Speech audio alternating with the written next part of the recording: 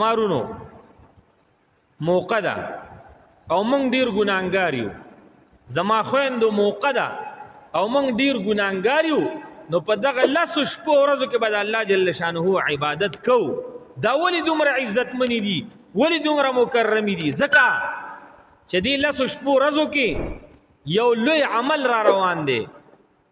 د یو تکلیف والا عمل را روان دی یو داسې عمل پکې را روان دی زما روره مسلمانه چې هغه عمل داسې عمل دی چې الله جل شانه د عرفې په ورځ باندې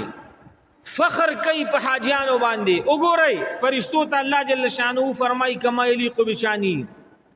تاسو ویل چې انسان م پیدا کوو وګوره انسان ته چې ځان نه کپنونه تاو کړي یو څادر یو لنګ سرتور سر په دې ګرمۍ کې وګوره پیدل